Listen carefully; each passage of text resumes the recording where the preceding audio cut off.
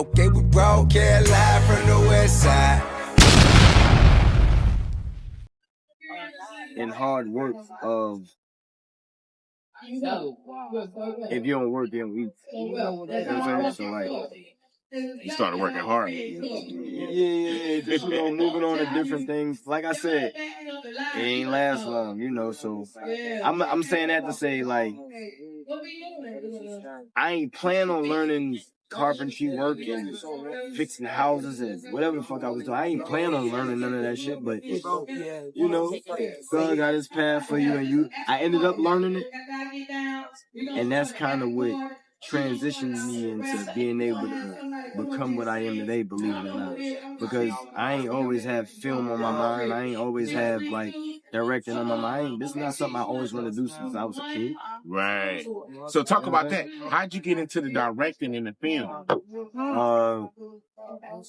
So again, I'm coming off of the carpentry. Yeah, I'm trying to buy a crib and flip it and so on and so forth. So this is kind of how I transitioned from the making the $1,000 a day that wasn't good into doing what I'm doing now. So anyway, like I was saying, damn,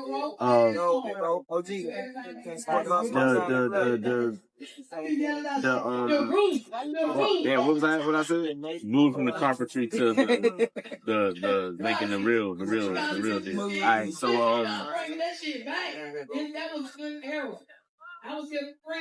I seen that I want to be a millionaire. This not gonna make me a millionaire, and if it does make me a millionaire, it's not gonna make me a millionaire in the time that I want to be a millionaire. I don't want to be an old millionaire. I want to be a young millionaire, right? Right. Film. I'm doing that. I'm seeing it's not working. Yeah, my bad. My memory's shot right now. I've been up for like 3 days writing this script. I'm about to here. No, I can tell your mind somewhere else. Yeah, crazy. So once I seen that the carpentry and all of that wasn't working, now I'm starting to taste other things. I'm starting to look elsewhere. I'm starting to, branch out and see what else is interesting to my mind and my soul. Because if you're not doing something that's interesting to your mind and your soul, it's not going to really work out for you because you're going to get burned out chasing the end game opposed to riding along because you love the journey. You know what I'm saying? Right. But like, I'm tasting different shit. Oh, I found film. My little man had a film that was already already established with like 2-3 films in. He like 2 years younger than me, so I'm like, all right, cool, that's dope. I'm kind of like writing music at the time, stuff like that. Again, I'm tasting shit. I'm trying to figure out what I do. Right. So he like, yeah, I'm gonna let you star my film or whatever. I'm like, all right, bet.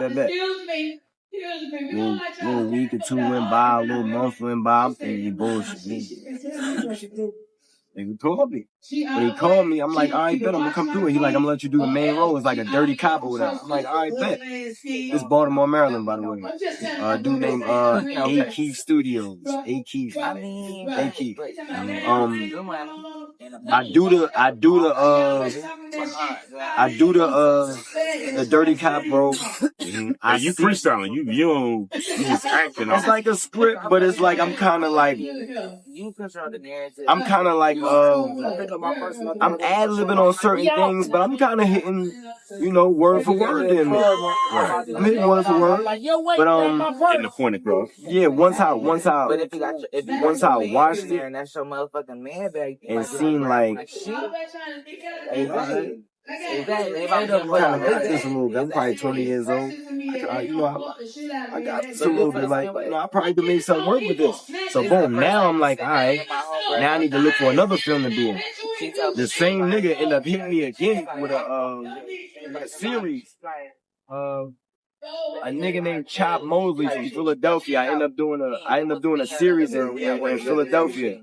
I kind of spent like, I don't know, probably 4 or 5 weeks in Philly, just going back and forth, shooting this series or whatever. Some days I might even need it. I might still be up there in Philly. But I'm living in Baltimore at the time.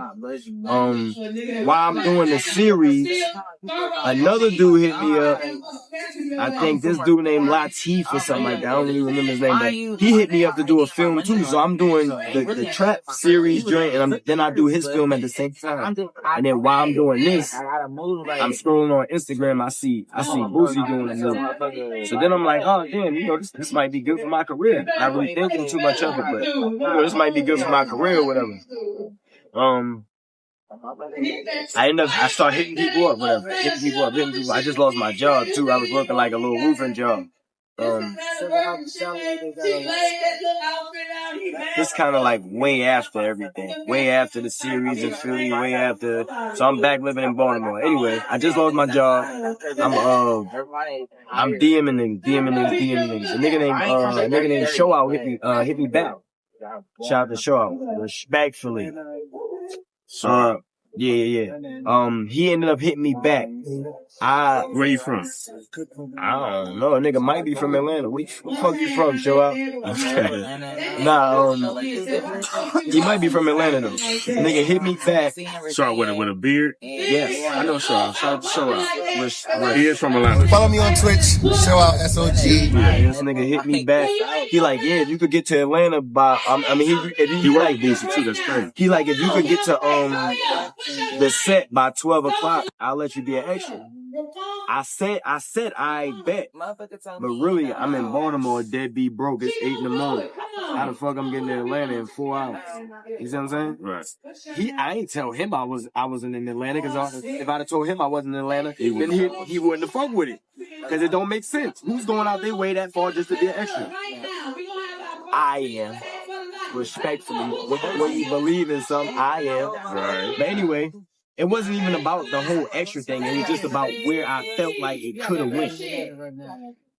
Nigga, I was right. Anyway, but look, I end up going to my mom. My mom's like, I don't know how you think you get into Atlanta in 4 hours, whatever the case may be. She like, right. That's the last thing on my mind too. The crazy thing, she come back in the room. She on her last. Probably like a buck 40, buck 35 to her name, whatever. She come back in the room. She like, I found a flight, but it's a one way. I'm like, I bet. She like, you sure you want to go? She's like, I can't help you get back. I can't help you eat. I can't help you get no hotel. I can't help you do none of that. I'm like, I bet. Like I said, I'm probably 20 years old at the time. I'm like, all right. But I'm like, yo, Mom, I'm telling you, it's like, it's something in my soul. Like, I'm telling you, I gotta go for this one. I gotta go. She's like, all right, I'm gonna book the flight. Once I book it, that's it. I ain't gonna be able to get my money back if the thing is not refundable. When she booked the flight, I go. I get to Atlanta. It's my first time in Atlanta. Never been here before. It's like right after my birthday, so this is like August for real. So I get to Atlanta.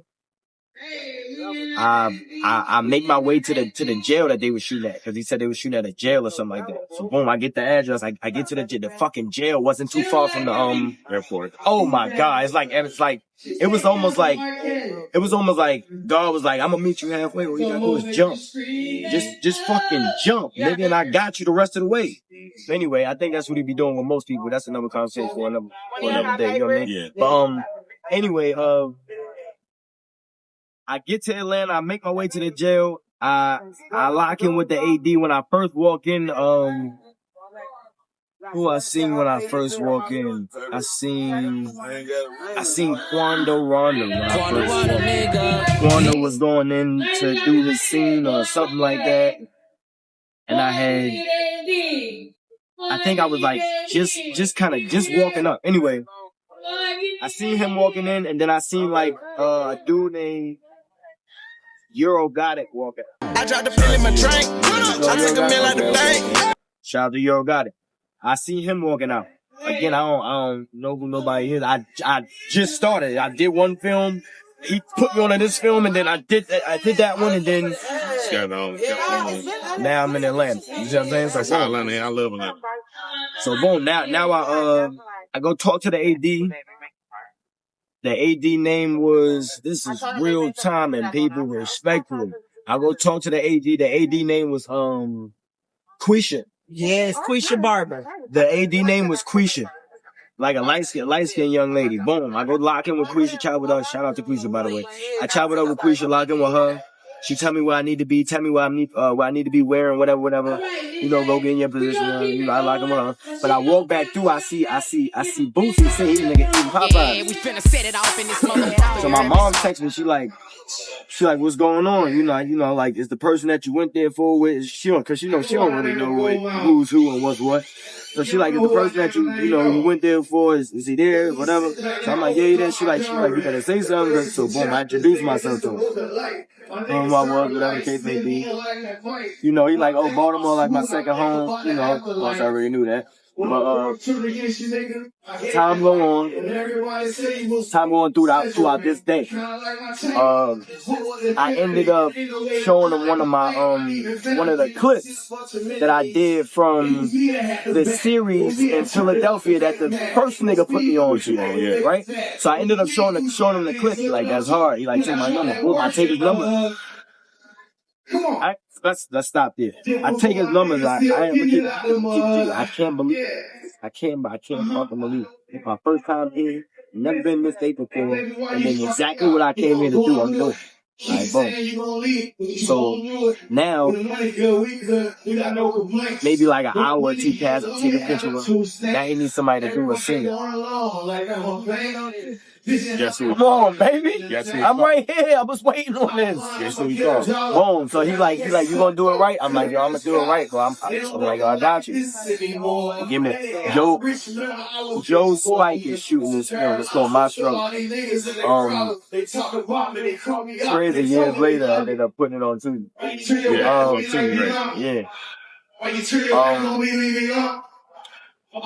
Joe Spike is shooting the film. What I say? My bad, y'all. You met Joe Boosie introduced you. Yep. Alright, boom. So now you need somebody to do a scene, right? I end up doing the scene. I got his number, take the picture with him, do the scene. Later that night come, everybody kind of dispersing, busting out. I'm kind of like, alright, this what Mama Love was talking about. I ain't gonna be able to get you no room. That's when I'm starting thinking about that. Like, everybody going home and shit. So, boom, I end up, once everybody leave, bust out, I end up walking, like, he ended up, executive producing my movie. I had a script. I brought to him the executive producer script. And I just ended up staying ever since then. Yeah, you making it on your own, nothing good. Yeah, I ended up staying ever since then. That's dope, man. Shout out to you, bro, for not giving up on your dreams, chasing your dreams, and actually making something out of nothing, bro. That's dope, though. That's dope. Before we get up out of here, though, do you have anything up and coming? Anything movie-wise, anything? If a person want to get you to direct a film, get you to book you to do what you do, go in here right now, fill it in, let them know that. Respectfully. So, right now I'm casting for No Country for Old Crooks. It's a part 2 to No Honor, Loyalty, or Love. My first film that I shot with Boosie. I'm doing it right here at Trap City Cafe, September 5th, 2 to 10 p.m. Don't meet me here, beat me here, respectfully. I got a film that I just wrote and directed called Coincidence, dropping on Tubi, October 7th. It's dropping on Tubi October 7th. No Honor, Loyalty, or Love. I wrote and directed, executive produced by Boosie. That's out on Tubi right now. I got another film that I'm gonna be casting along with this one. It's called What? Matter of fact, we gonna hold on that. Yeah, you ain't gotta talk about it. You ain't gotta talk about it. If you wanna book me, man, I wish I would have called me earlier. It used to be like $2,500. If you wanna book me though, like to write a film is $7,500. To direct a film is it's crazy. It's crazy to even say these numbers, bro. But to direct a film is $15,000. To write a film is $7,500. And that's if I don't got nothing to do with it. I just wrote it and then that's it. And then gave it to you. I don't got nothing else to do with that film. I'm not even putting my name on it, saying that I wrote it, and just wrote it and gave it to you. So you got the credit for it, but you just... No, I don't even want the credit for it. Oh, so you giving it to Yeah, I that just want my exclusive thing. rights. Yeah, I just want my thing. That's a bit. That's it. That's a And bit. if you a smart man, you could really come up on that. You could pay me for a film and make 500,000 of it. Facts. Spray.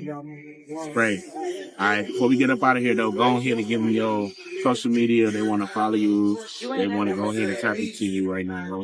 Oh, it's the motherfucking kid. If you don't know, now you know, nigga. $1 million Keii on all platforms. Million, MILLIONDOLLAKEII on all platforms. $1 million Keii. Respect me. You heard it here first. Yeah, I Talk heard it about here September first, 5th baby. one more time. Say it one more time. $1 million Keii on all platforms. Million, MILLION DOLLAKEII on all platforms. $1 million Keii. Respect me. September 5th. You heard it here first, live from the Trunk Podcast. I got my boy $1 million Keii, and we out. Respect me. I was like, what you say, September 5th, nigga? Oh, Shit, damn. it's still recording. It's still recording? All right, come on, catch one more. Yeah, I might as well catch it, y'all. Yeah, go ahead and tell them again, bro, when we doing that, that casting, casting. baby. So, respectfully, September 5th, make sure you bring your motherfucking resumes. Make sure you pop out. Make sure you're here early. Early bird gets the worm. Right here at the Trap City Cafe. $1 million Keii. No Country for Old Crooks. 2 to 10 p.m. September 5th. Don't meet me there, beat me there, baby. Respect. We out.